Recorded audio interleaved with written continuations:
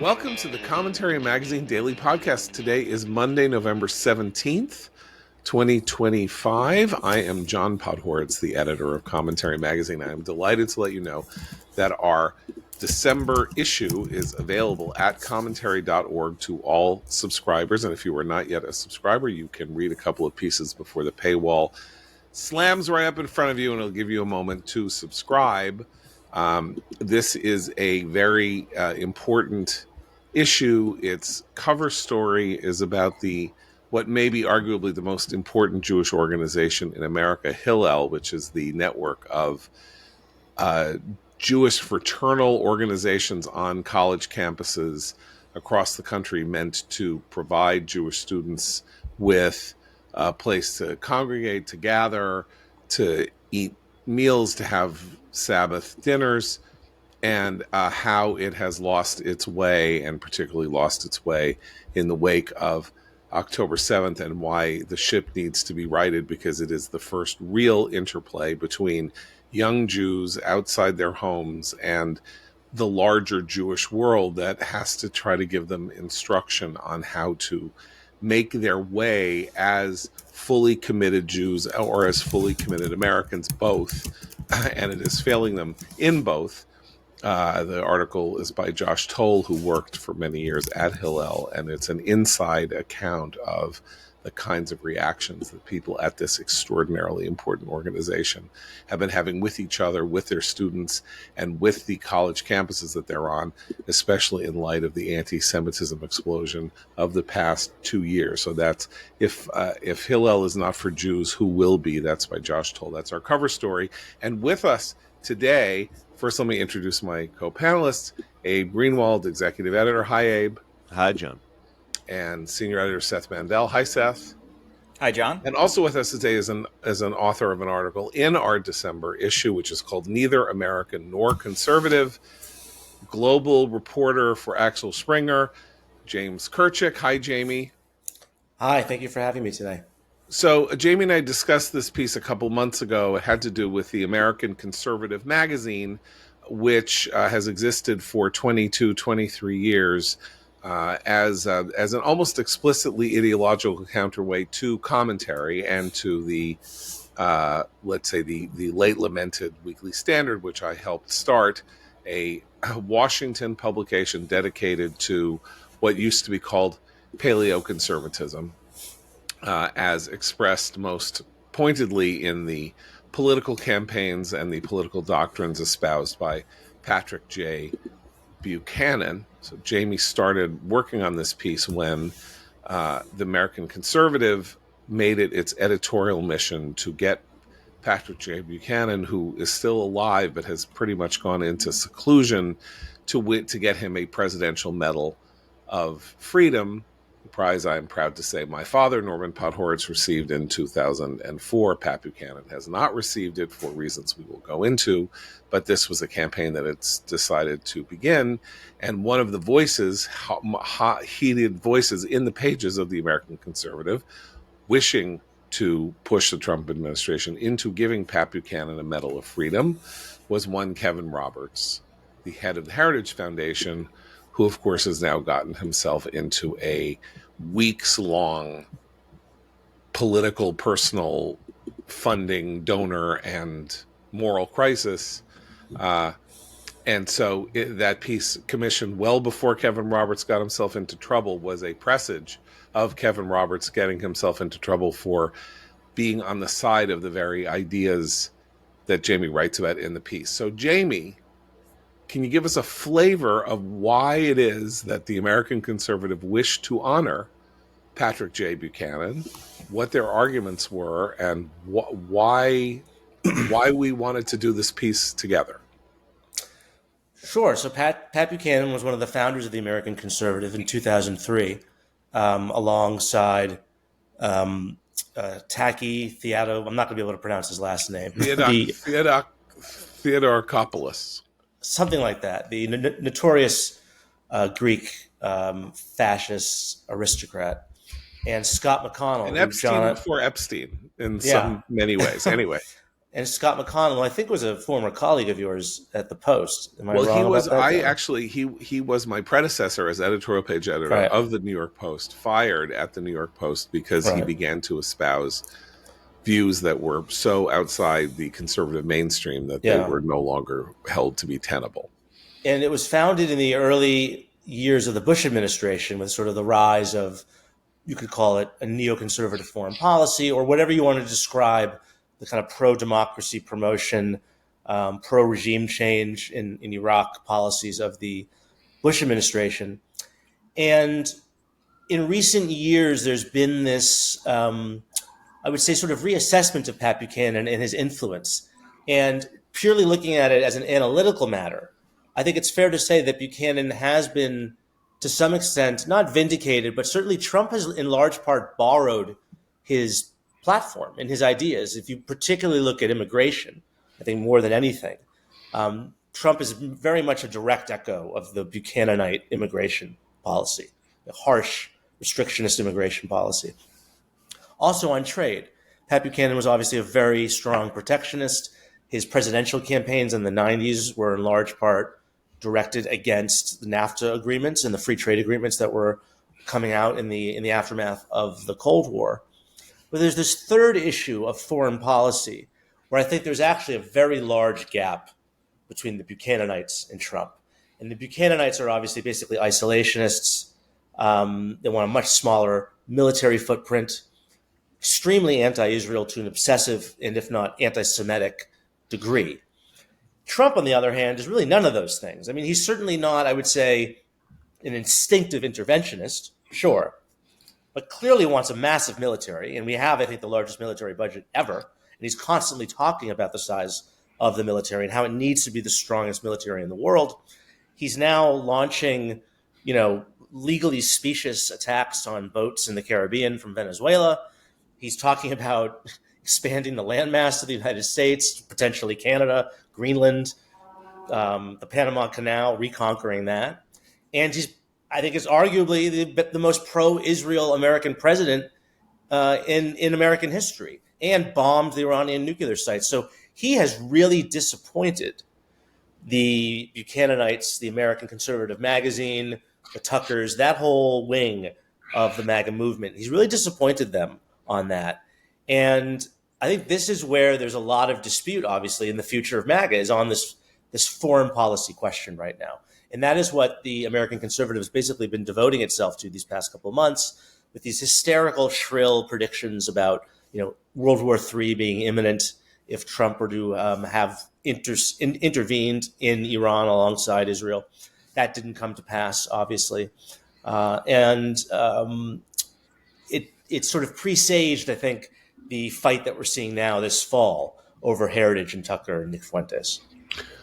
So let's dig down into the anti-Semitism and Jew hatred point, because obviously there is a legitimate argument to be had about how active, how interventionist, how intrusive America's projection of its own power should be in the world. And you mentioned the controversial bombings in the Atlantic of ships that we claim to be carrying drugs without any kind of declared war or much role whatsoever in oversight from the Congress. Is there a reason for there to be serious policy debates and discussions about what is going on there? Absolutely. Is there a reason to have skepticism or concern about the United States getting involved in a massive bombing campaign of the Islamic Republic of Iran? Not only was there reason, but the United States has felt constrained for at least 2 decades in confronting Iran in many ways, not least because during the Iraq War, Iran was killing U.S. soldiers across the border. I think the count is something like 600 to 800 Americans killed by Iranian forces, and the Bush administration deliberately decided not to confront Iran with its efforts in this regard. So there is a 2-decade history of the United States saying, it would be imprudent for us to engage Iran directly as you might think we would, since we had Americans in arms and combat where Iranians were firing at them, and we didn't do anything about it. Beginning around the same time was the drumbeat that we needed to do, or the West needed to do something to make sure that Iran did not get the bomb. Mahmoud Ahmadinejad, the president of Iran, said Israel would not survive long. I can promise you that. And the Ayatollah said much the same thing. They were very belligerent and very essentially saying they were going to wipe Israel off the map.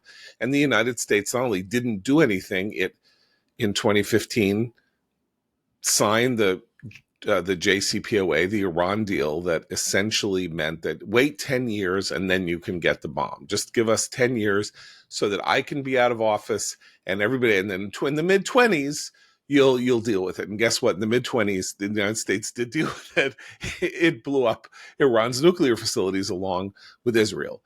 So is there a legitimate argument to be had in conservative precincts about how activist a foreign policy we should have? The answer is yes. Even we, as participants in this debate, would say yes. The interesting question here is they don't like the war in Iraq, in Ukraine. Again, okay, there are interesting angles there. Like, do you let the Europeans do it? If Ukraine can't win, why would we get on their side in a fruitless effort that might suck us in still further? I don't agree with that argument, but I don't think it is an illegitimate argument.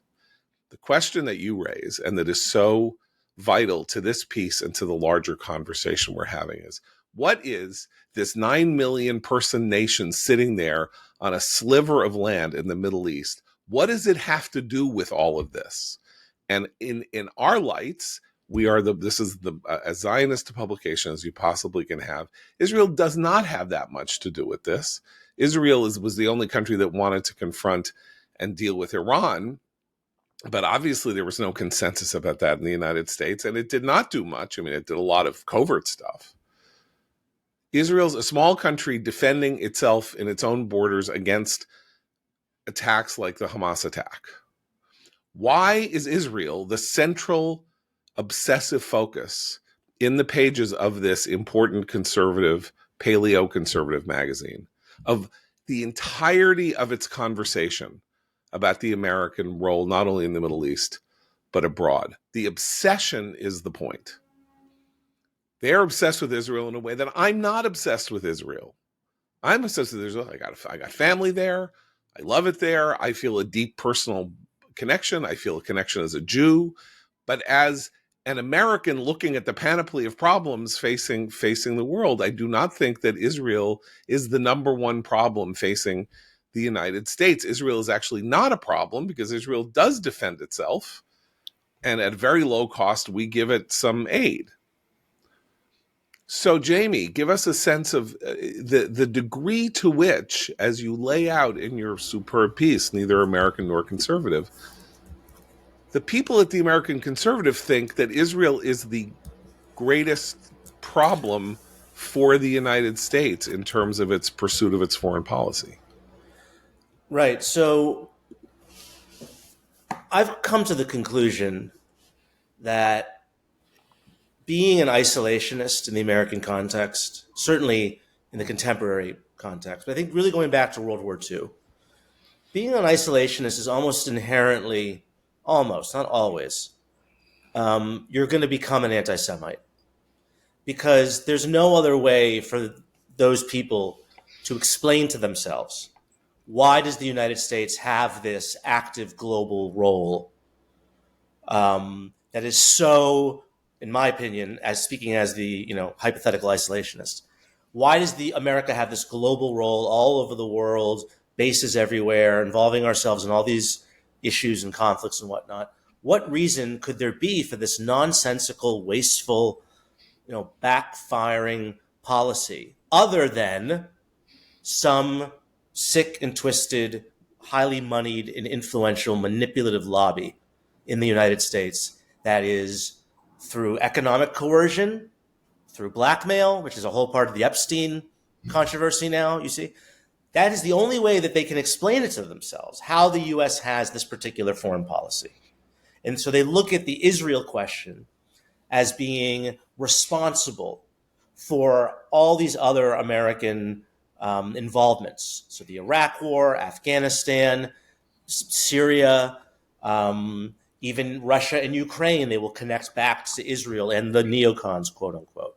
I think that that is what drives a lot of this. I think that's why you see this relitigation of World War II, that Tucker and his, ideological allies are so intent on rewriting the history of World War II to make it so that Churchill was the bad guy. And That the is, by the Nazis. way, also a Buchananite argument. Buchanan Yes, published absolutely. a He wrote a whole book.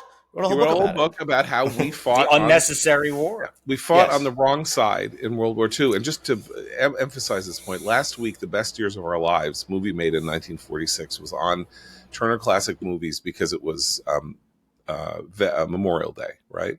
Veterans Day.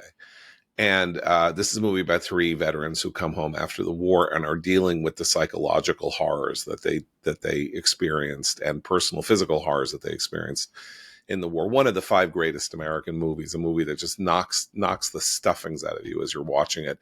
And there's a scene in the middle that I had completely forgotten in which Dana Andrews, who was a bomber, fighter pilot and a bomber, goes back. He was a high-ranking official, goes back to his job that he had before he was in the war, which was being a soda jerk at a drugstore in his Midwestern city.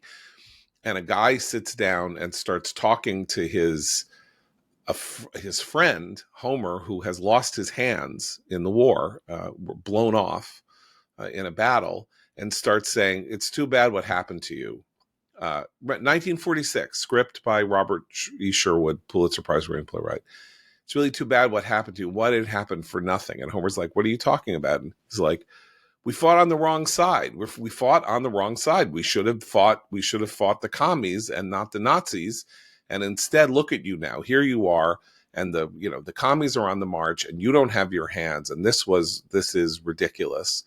And Dana Andrews comes out from behind the counter and beats him up, punches him, and is fired for doing the customer is not always right bit. Why do I mention this?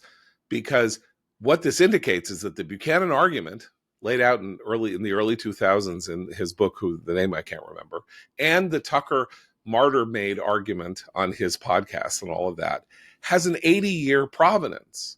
There was a whole body of opinion in the United States, even during and right after World War II, that said America fought on the wrong side because we ended up allied with the Soviet Union. The Soviet Union's monstrous, and we could have lived with Germany. And why did we fight against Germany? Because Germany had a different view of the Jews from us. And Buchanan, growing up in a household where they listened to Father Coughlin on the radio, as he lays out in his very interesting, very well-written memoir right from the beginning, lived in a household that was obsessed with the broadcasts of Father Coughlin, and openly Tucker's complete parallel, openly anti-Semitic, very popular national broadcaster who had one of the nation's most popular radio shows and was openly anti-Semitic and talking about how the Jews were going to get us into war.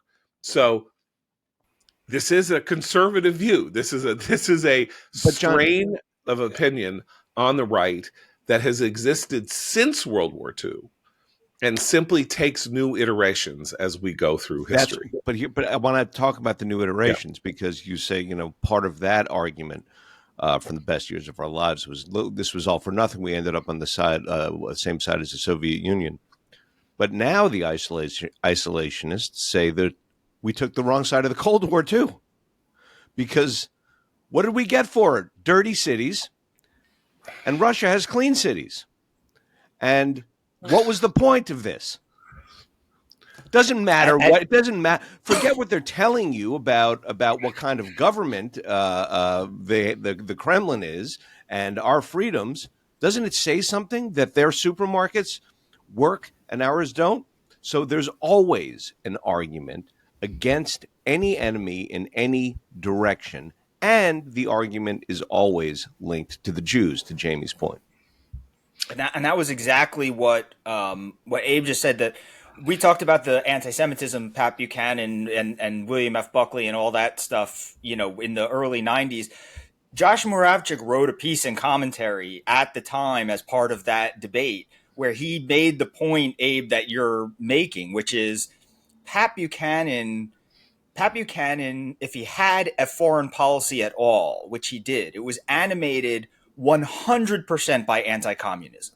For a period of time in his career, he was very famously raised by a McCarthy admiring father. He was raised in it. Anti-communism was like the one thing that he knew was in his blood. And Josh Muravchik points out in the commentary essay around this time that Buchanan is doing something very funny for someone who supposedly believes in anti-communism. He is undermining the anti-communist coalition, because who should he be allying with? The neoconservatives in the Reagan administration and others who understood that, Democrats were not taking the communist threat seriously enough. They had put together a coalition that would take it seriously enough. And that coalition was a fairly big tent foreign policy coalition that ended up on the right. And Pat Buchanan wanted no part of it because of the so-called neoconservatives, because of the Jews, whereas they should have been his biggest ally, and he should have rode that popular swell to, a sort of anti-communist, a massive anti-communist coalition. Instead, he took it apart. So, Jamie, taking up from where Seth and Abe were, what you adduce, I think, in your description of the arguments being made in the pages of the American Conservative this year in particular, is that this notion that America is a missionary country in some sense, which that it's here as the light among the nations to help bring the gospel of individual liberty, human rights that come from God, and rights are not provided to us by the state. All of that may or may not still be true of the United States, but we have no moral, spiritual obligation whatsoever to help disseminate this idea, and that in fact the act of disseminating the idea is corrupting to us. And then you get to the question of Buchanan's religious views. I mentioned Father Coughlin, and the almost religious tone of attack in 2025 against Jews by this wing, right? So Tucker Carlson is the best example, but there are bits and pieces of it all over the place. And it gets to this idea that supporting a Jewish state is a Christian heresy, says Buchanan. And Kurt Mills, in the one of the top editors at the American Conservative, the co-author of the piece that sought to get the Medal of Freedom, is very much a swimmer in this muck. That to the extent to which America, as you said, wants to have an activist foreign policy, the purpose of it is to be active on behalf of Israel, not Europe, not Taiwan, not South Korea, the countries and the places in the world in which we have actually committed physical bodies and colossal sums of money to protect against the possibility of a communist invasion, or now a Soviet Russian invasion. But this little country that we give $3 billion to, almost all of which is spent in the domestic United States. So it's a form of industrial policy support. Are they bad? I mean, they don't like Europe. Like Trump doesn't really like Europe. They seem to kind of want to fight against China, but whatever. But that's where the money has been spent in the United States since 1946, in the Far East and in Central Europe, and not in the Middle East, except when America has gone to war directly in the Middle East on what it believed to be threats to its own sense of the world order. And that too gets blamed on the Jews.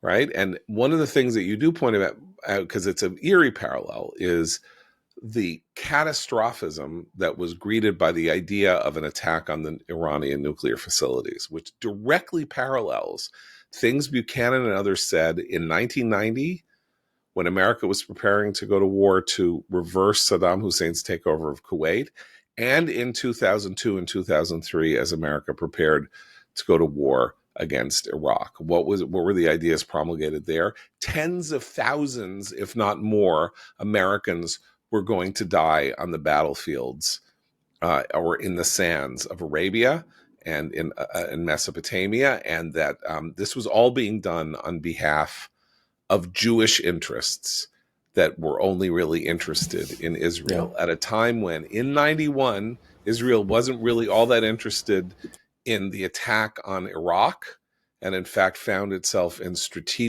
strategic conundrum because Iraq attacked it during the Gulf War, and the United States told Israel it was not allowed to respond to the Scud attack.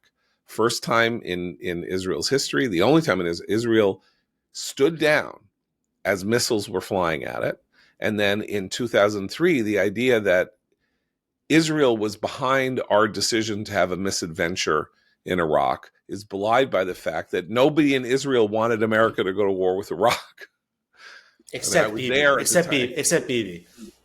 Okay, but really, the view, the almost consensus view was Iran was the existential threat not only to Israel but to the Middle East.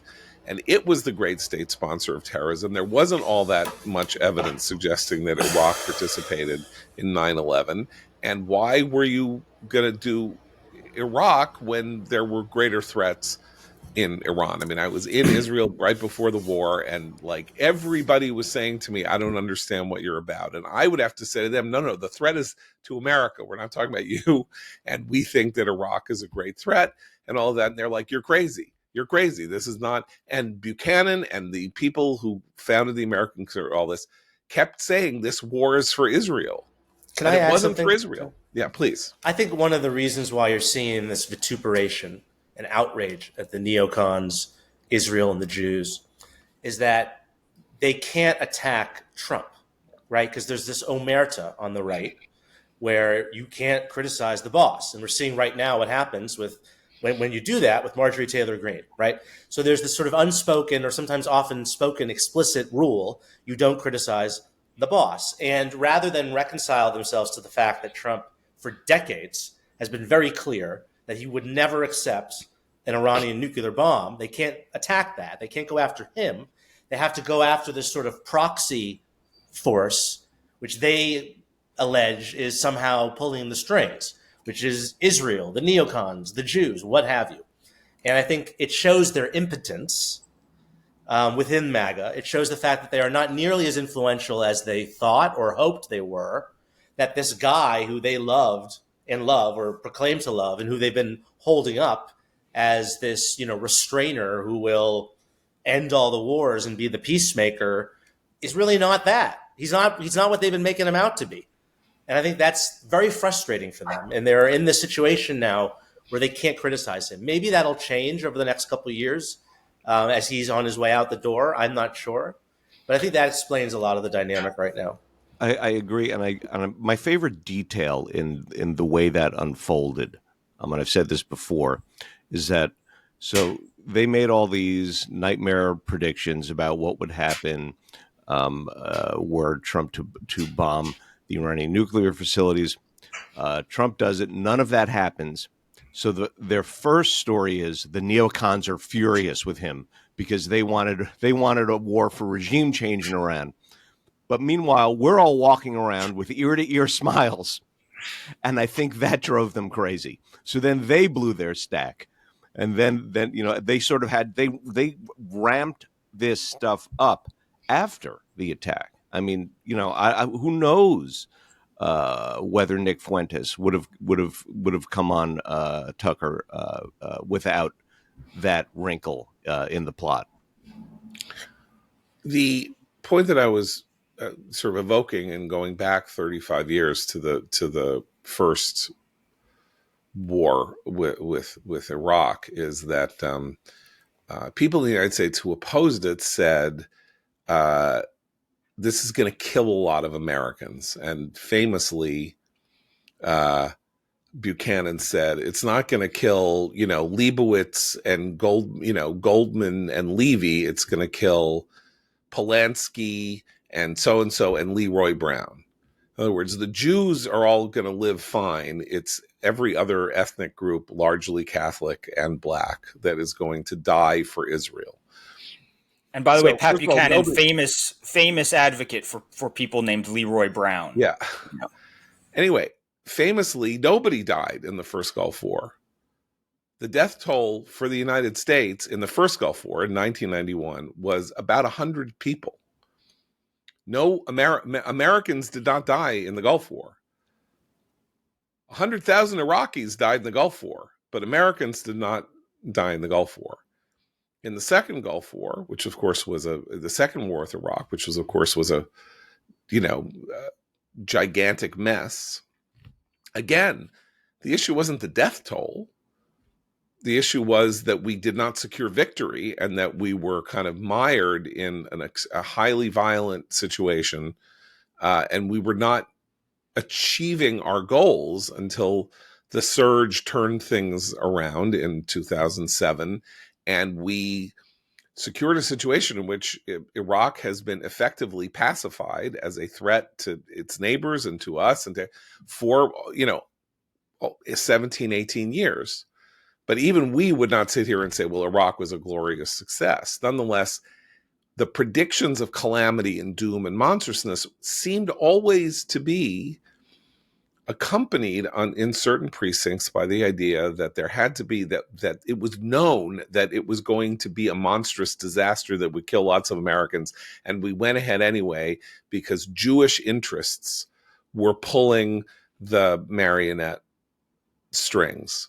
And with the success of Israel's mission against Hamas and Iraq and Hezbollah, and Syria's regime collapsing, you have there an almost complete discrediting, at least in the short run, of the view that was being expressed in the pages of the American Conservative. And what did they do?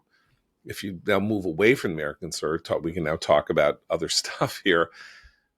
They double down, or they get more, or their rhetoric about Jews in America and what we want and what we're doing and the history, the counter history of the United States over the last 100 years gets more and more violent and more incendiary, rather than saying, oh, hey, this is pretty great. I thought it was going to be terrible, but in fact, it was very low cost with very high return.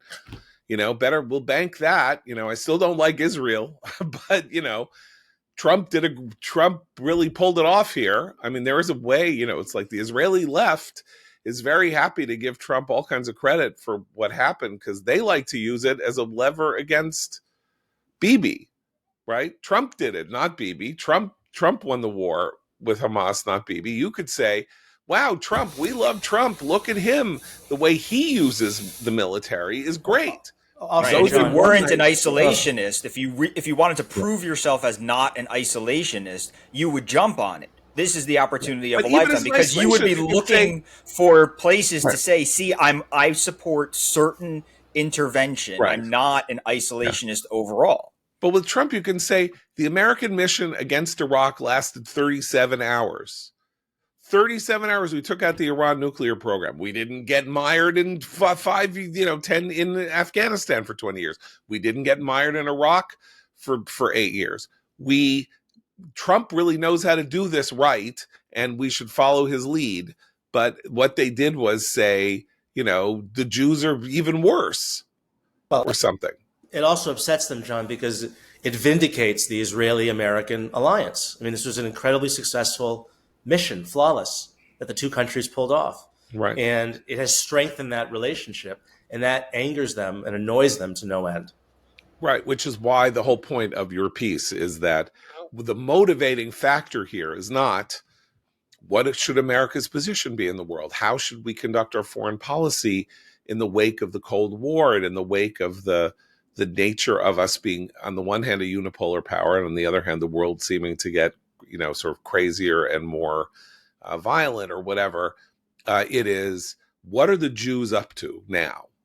Every morning they wake up to say, what perfidious monstrosity are the Jews up to now? And of course, now that we can move on to Kevin Roberts and the Heritage Foundation, also in this December issue of Commentary, we have a series of articles. I've written one, Christine Rosen has written one, and Mike Burke has written another, variously about what happened at Heritage.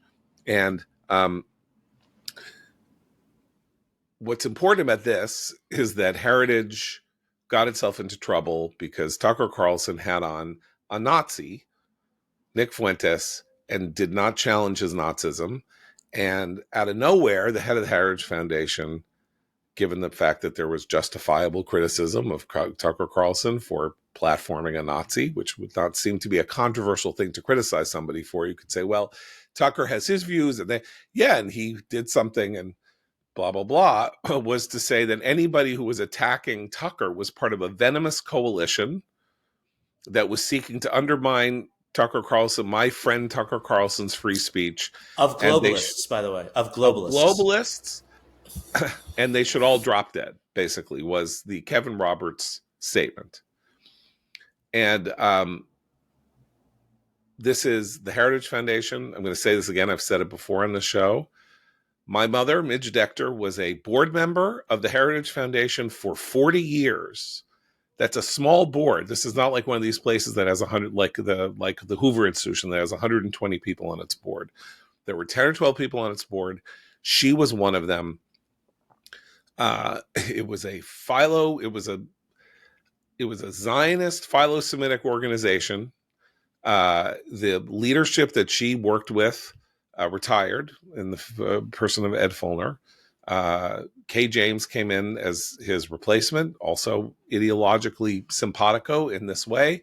And then Kevin Roberts was hired in 2021 to MAGA Heritage up. Not that Heritage wasn't pretty MAGA during the first Trump administration, but to kind of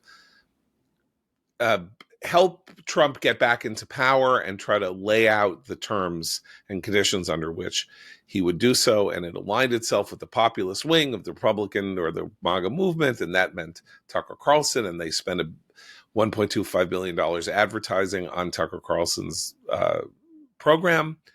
And Kevin Roberts felt out of nowhere as though he had to become Tucker's most stout defender, and horrified half of the people, at least, at the Heritage Foundation. I bring this up only to say that we've published these 3 articles, and today, and I have been in contact with some people on the board privately to say, what are you going to do about what has gone on here?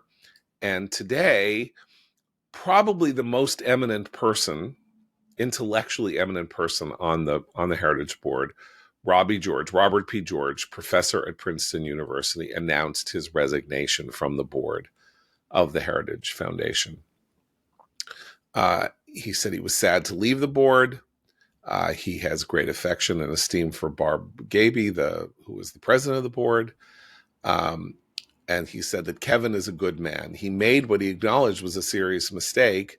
Being human myself, I have plenty of experience in making mistakes. What divided us was a difference of opinion about what was required to rectify the mistake. And what Robbie George said was, for me to stay on this board, you have to retract the video that you put out that basically said that anybody who, criticized Tucker Carlson was an enemy of free speech and was part of a venomous coalition that wished America ill.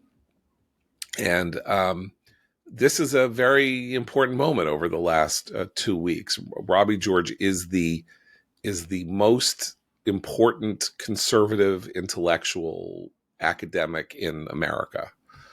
He is the sort of highest ranking conservative in, elite academia as a professor at Princeton, head of an important academic program at Princeton, with essentially with the retirement or the fact that he is now a nonagenarian, sort of taking the place of Harvey Mansfield at Harvard. These are the 2 guys who, if anybody ever wanted to say there are no conservatives in academia, people go, oh, what about Robbie George? There's Robbie George. So Robbie George was the A intellectual solid nominee for the Medal of Freedom, by the way, if we're looking for an There we alternative to go. Pat Buchanan. There we go. Anyway, so the board is only 10 or 12 people. And now the focus goes to some other people on the board, like Larry Arnn, the head of Hillsdale College, who has refused to say anything publicly on this matter, and now it will fall to him to say yay or nay if Robbie George finally essentially decided to make this move. Any thoughts on the? Sorry, Abe, go ahead. Well, I mean, my question is, how does any of this impact what Roberts has said in his after his all hands on deck meeting? He came out and said, "I've decided I'm staying." At the meeting, he said, "Some people want me to go. Maybe I'll do that. I don't know, but I've taken into my heart the encouragement that I've gotten at this meeting, and I'm staying on." Is he still waiting to see what happens here, or is he sort of planning his quiet exit already at this point? And that's what I don't know. My guess is that he decided that he was going to pursue a strategy of seeing whether the waters would deroil, and that he could just keep going. And that's why this came as such a surprise to me last night. Like, if you were going to do this, Robbie George doing this when he did it is heartening and a little surprising, because if he didn't do it last week or the week before last, doing it now must have meant that he had a real moment of confrontation with Roberts and said, you either this or I'm going. And then Roberts said, I'm not doing it. And Robbie George said, fine, I'm resigning. Let's see what happens now. I have no idea where this goes. I mean, that's the interesting thing is that but I don't think Roberts intended to leave. If he intended to leave, right, he could have left.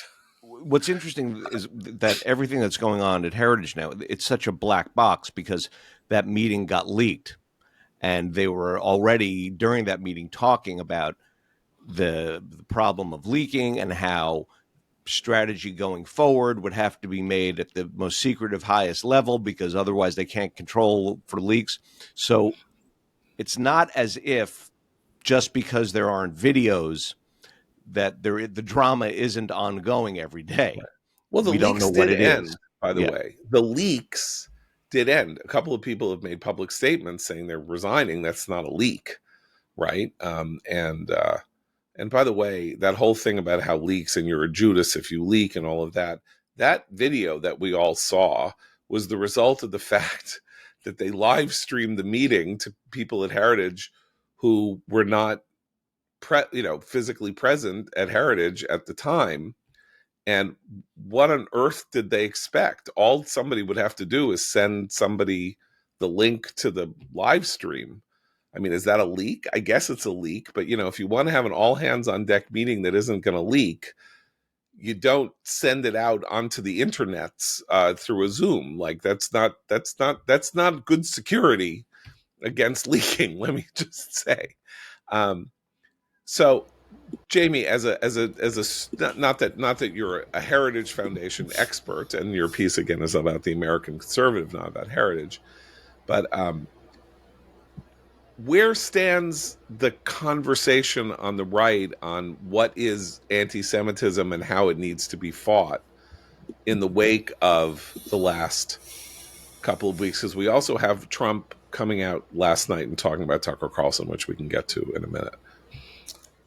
I have to say, I'm disturbed that Kevin Roberts is still president of the Heritage Foundation. I thought that this should have ended a long time ago, within days of that first statement, and certainly after the meeting that was televised publicly. Just regardless from what you think of the issue, I mean, there comes a point when your leadership is doing damage to the institution, and you have to say to yourself, is my being here, I might be right, I might really think I'm right, that this venomous coalition is after me, and I made a little mistake and they're just trying to divide the right and we should be fighting all this stuff. There comes a point where you have to put the welfare of the institution above your own selfish interests. And on that score, I'm frankly shocked that he hasn't left. It's a very selfish move on his part. And I think it's a kind of disturbing development for people like us, because it shows that, and then look, the fact that JD Vance hasn't weighed in on this. JD Vance, has been silent about this whole thing, except over the weekend he attacked some random person on Twitter for, speculating as to whether or not his deputy press secretary, who happens to be Tucker Carlson's son, whether he shares the views of his father and his uncle, also named Buckley Carlson, who's been going on a crazy Twitter rant. So JD Vance hasn't commented on this publicly.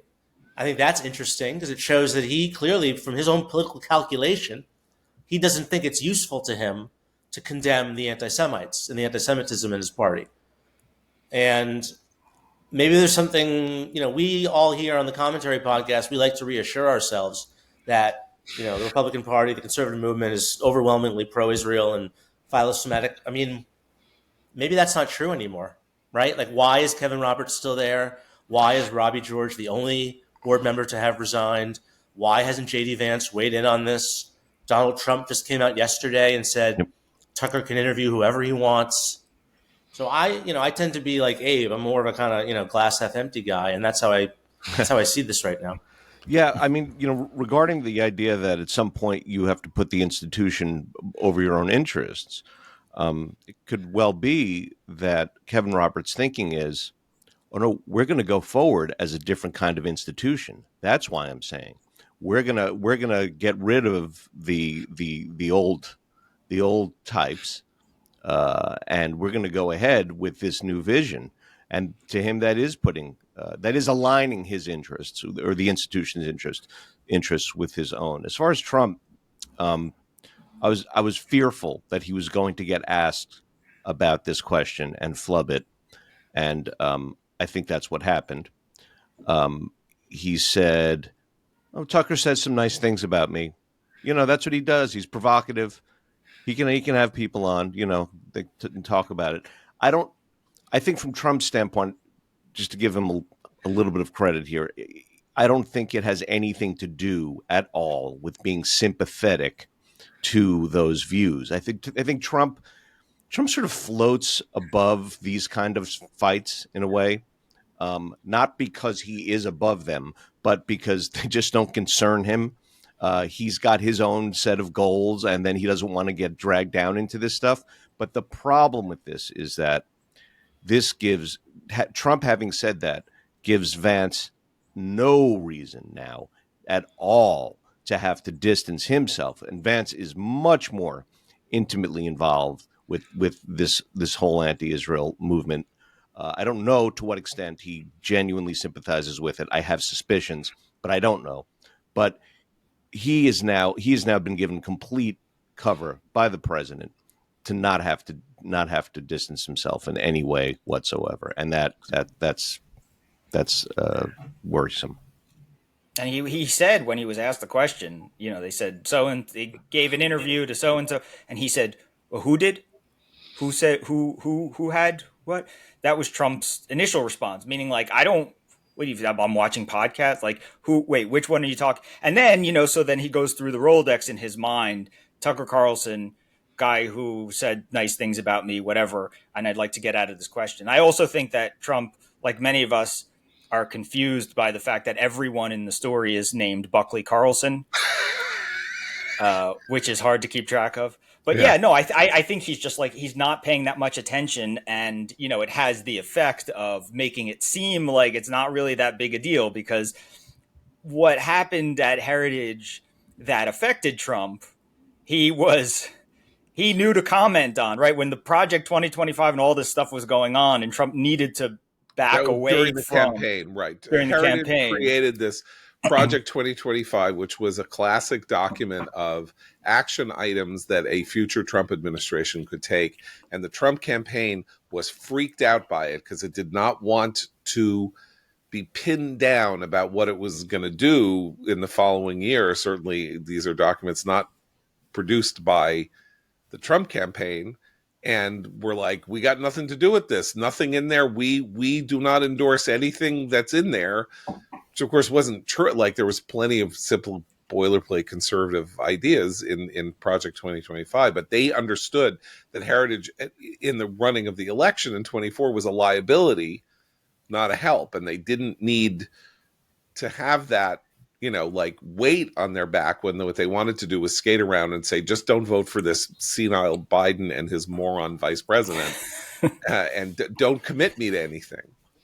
And Paul Dans left the Heritage Foundation over that. I mean, like, in other words, the Heritage Foundation felt like they had to make a sacrifice. They had to do something. Well, Robert seems to love to do that. He's got a project. He makes a video that gets him into trouble, and then he fires his aide. That's his way of handling it, is to say, it's his face you see on the video saying venomous coalition of globalists, and he's like, I didn't do that. This kid over here, Ryan Newhouse, throw him out.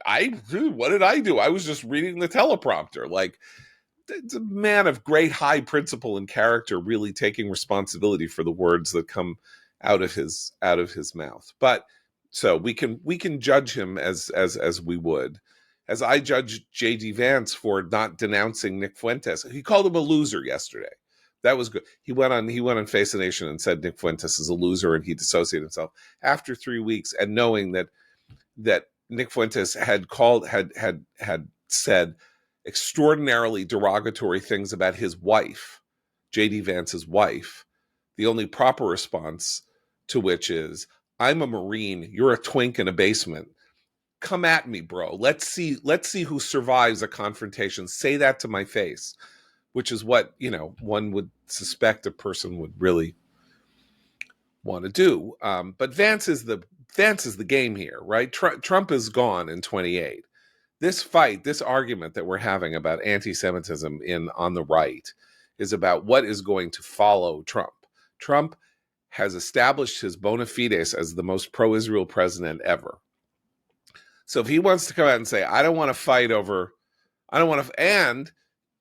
has his education department and his Department of Justice going at anti-Semitism on college campuses using Title VI of the Civil Rights Act. So he is koshered. He is beyond reproach in most realms. So this does get to Vance. This is about Vance and where Vance is, and Vance going to Israel and saying, I love being in Israel because it's where Jesus walked. And and getting all angry at Sloan Ratcliffe, a person on Twitter with 50,000 followers, who said, hey, a public official being paid by the federal government, i.e. Buckley Carlson, assistant press secretary to J.D. Vance, I'd like to know how aligned his views are with his father, who has become the most prominent Jew hater on the planet Earth right now. Maybe it's not that nice to do that if you're talking about the child of somebody, but speaking as the child of somebody, I'm sorry, but sometimes you have to, you are put in a position where you either have to defend or separate yourself from the views of your progenitor, and that's part of the cost. The benefit of being the son of Tucker Carlson is you get to be J.D. Vance's press secretary. And the cost is that if your father goes off and says repugnant, evil, foul, monstrous things, you might have to be called to account for how much you align with such opinions. I am now koshering the idea that Sloan Ratcliffe was right and J.D. Vance was wrong, and saying, how dare you criticize Buckley Carlson, who, after all, works for the federal government.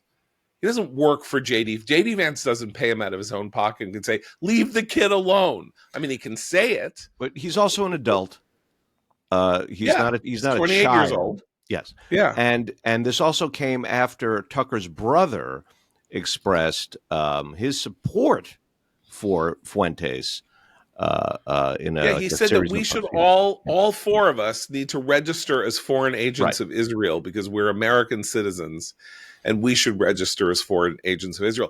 He, by the way, might want to register as an agent of the Medellin cartel, based on what I know about his youth, given what he might have been contributing material support to.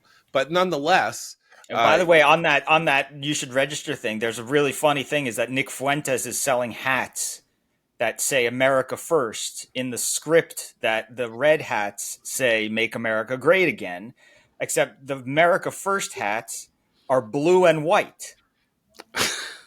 Yeah, And hey, and they're holding hey. up you're either MAGA or America First. In other words, MAGA is Israel First, or you're America First, but the MAGA ones are red and white, and the America First are blue and white. And again, it's another very confusing detail. Extremely, extremely confusing. I have to say, very confusing.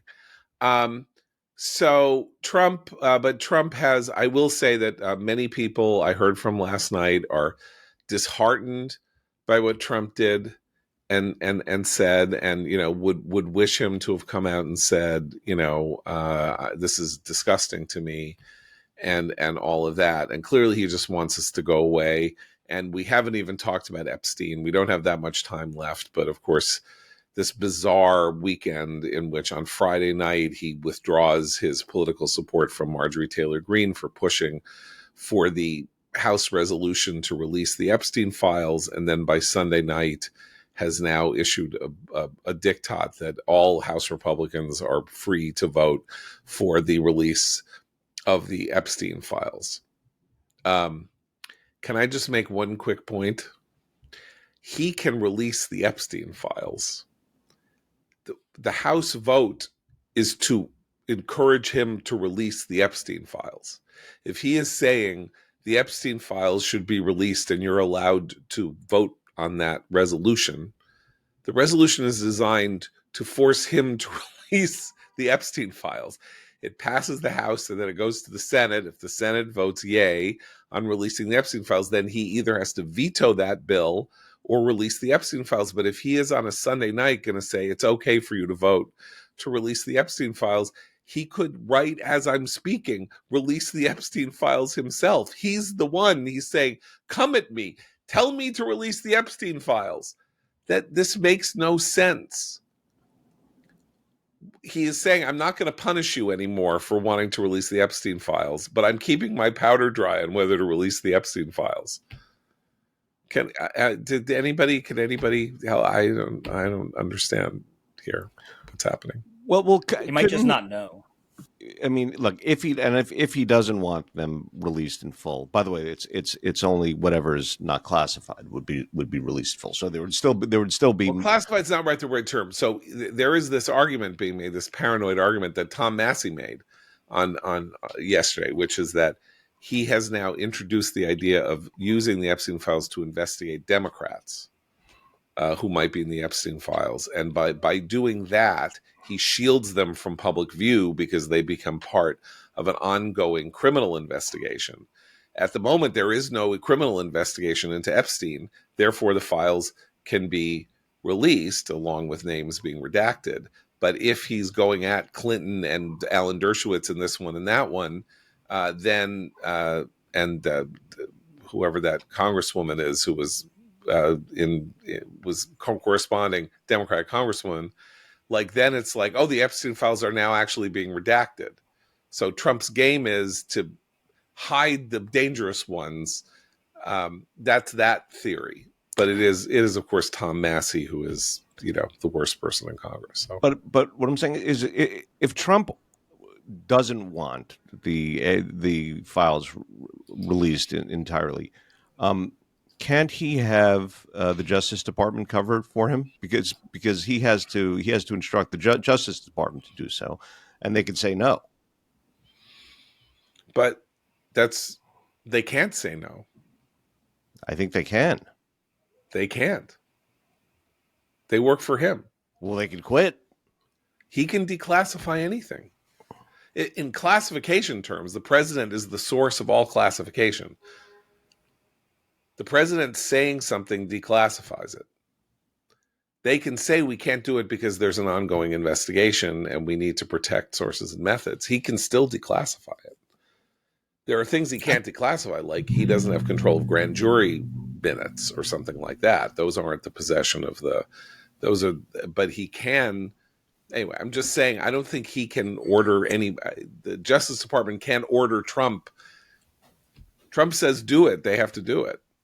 Well, I think also we're seeing like the classic Trump not wanting to show his hand at all and just like let these things linger, because there's a certain amount of hostility from Epstein toward Trump in the emails, and that has led some people to speculate that maybe Trump, turned on Epstein, maybe he helped get him in trouble with the feds, maybe something, whatever the other.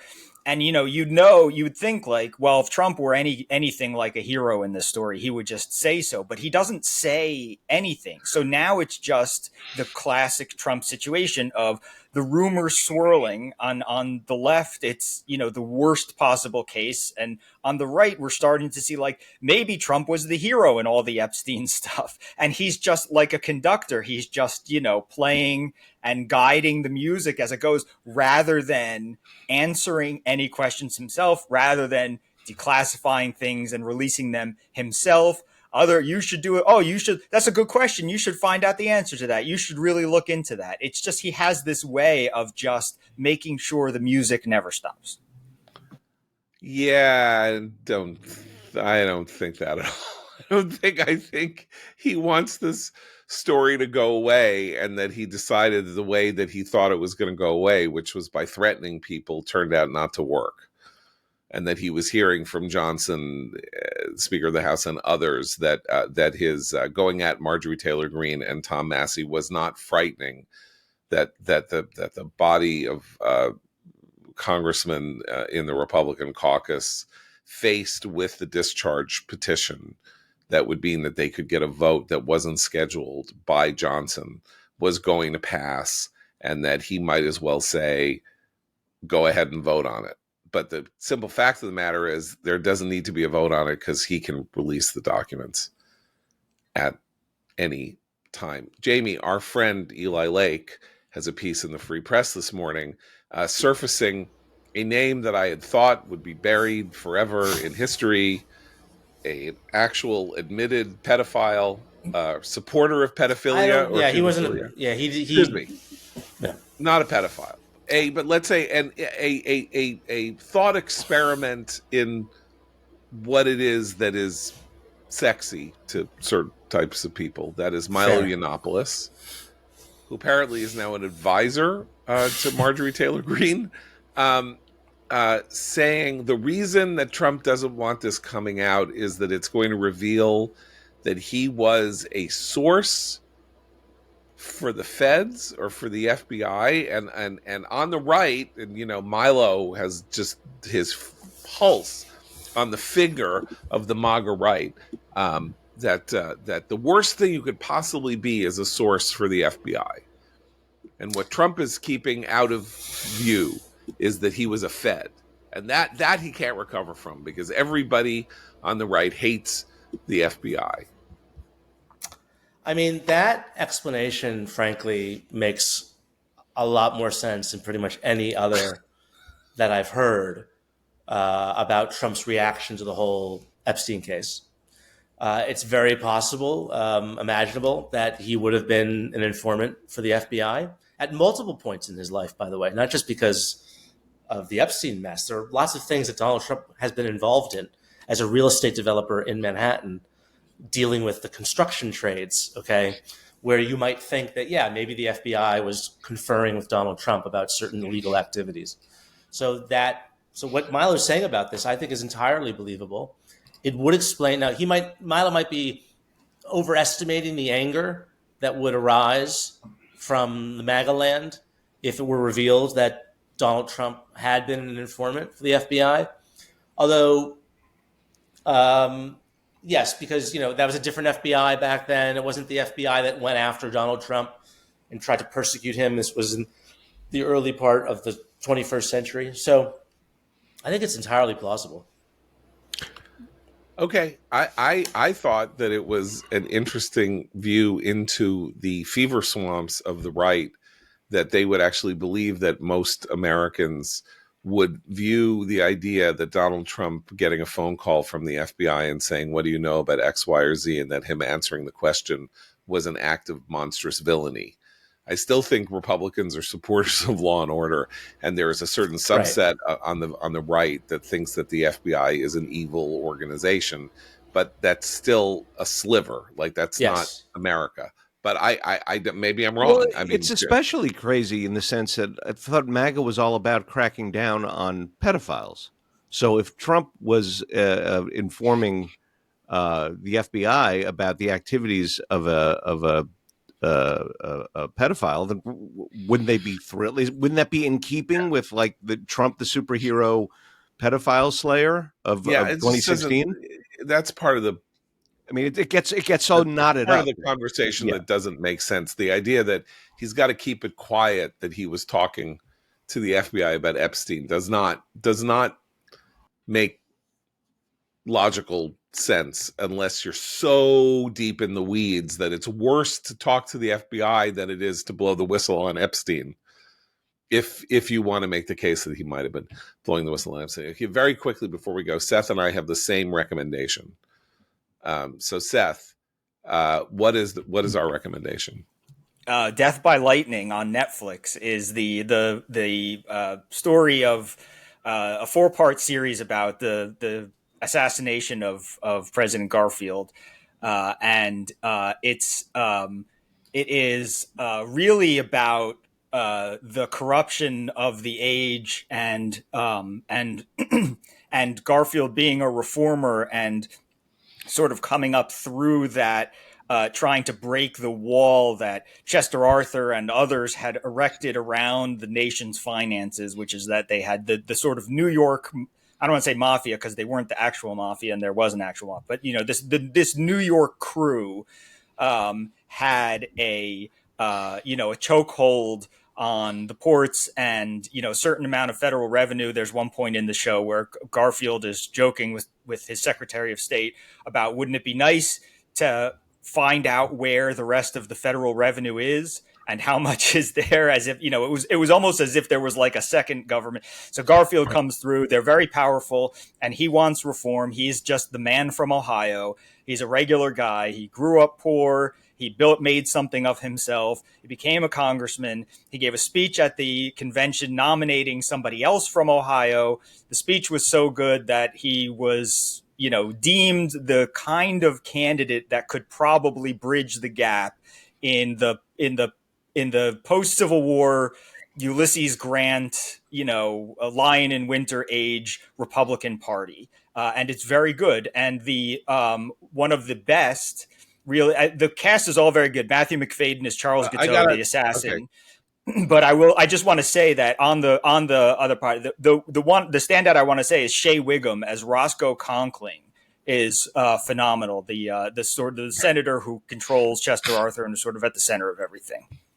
Okay, so I'm a little concerned that you make it sound like it's a C-SPAN show about reformists versus careerists. No, it's Game of Thrones. Right. It's Game of Thrones. It is the joint story of Garfield and his assassin, Charles Guiteau, who was a madman, and a madman who had various schemes in the course of his life that then culminated in his idea that if he aligned himself with Garfield and the Garfield movement, half of which was an effort by the crooks, led by Conkling, played by Shea Wiggum, and Chester Alan Arthur, played by Nick Offerman, that he could ally himself with them, support Garfield, get himself the job of ambassador to Paris. He's a sort of indigent who has never done anything, spent his life living in a free love community, 6 years in a free love, the Oneida community in upstate New York.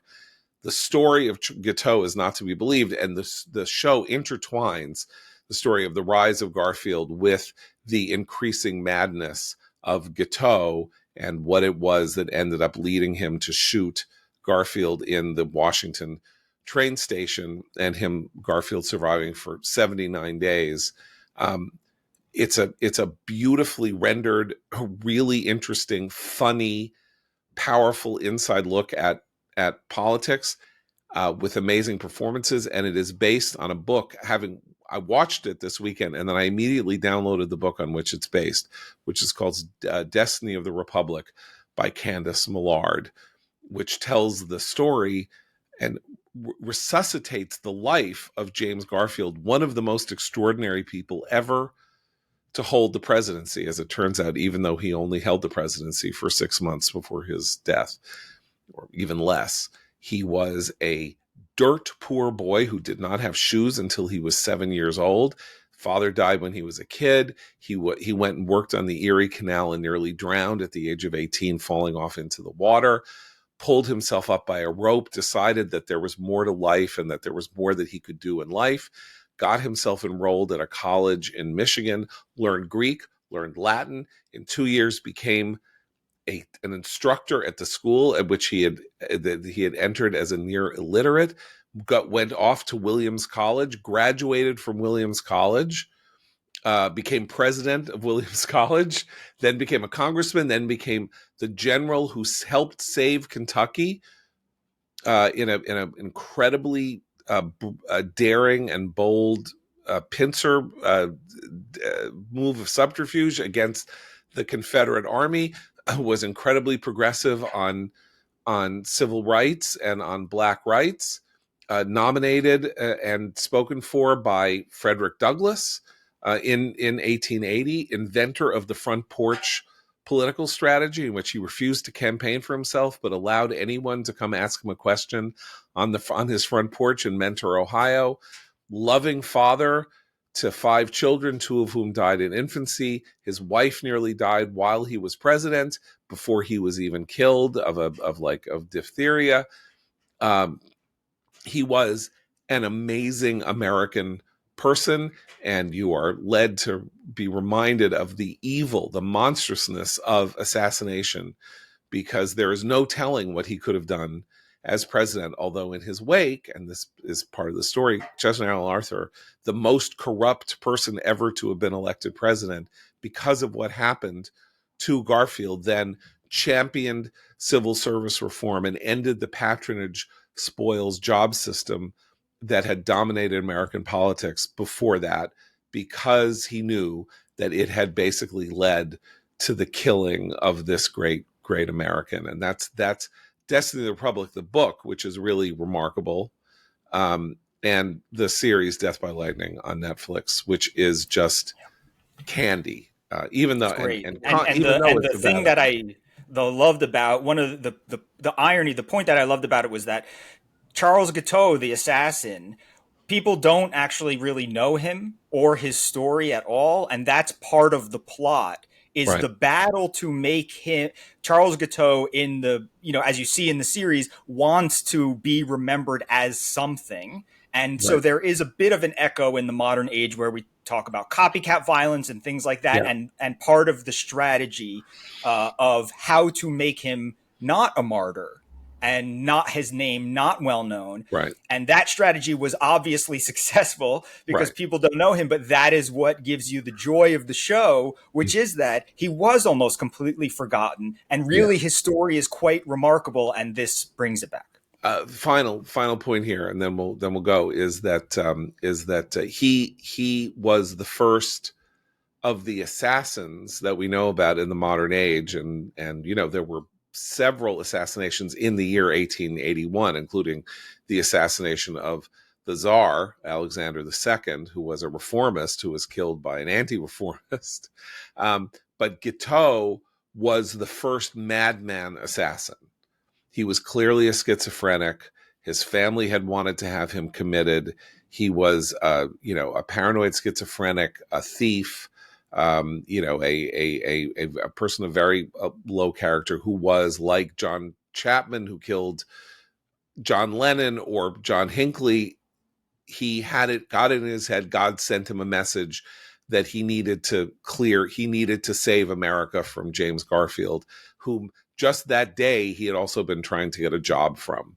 So he is the first modern assassin in that sense, an assassin whose motive was who was driven by schizophrenia and motivated by fame, by the hunger for fame. So it's an incredibly present story. Michael Shannon is Garfield. You said Matthew McFadden who looks exactly like Guiteau is Guiteau, Shea Wiggum, Nick Offerman, Betty Gilpin. It's an amazing cast. It's a beautiful show.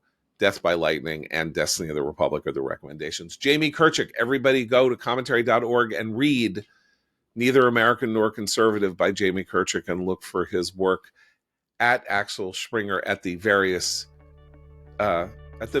publications of Axel Springer. Politico magazine being the main one. There we go. Okay. And for Seth and Abe, I'm John Podhoretz. Keep the camel burning.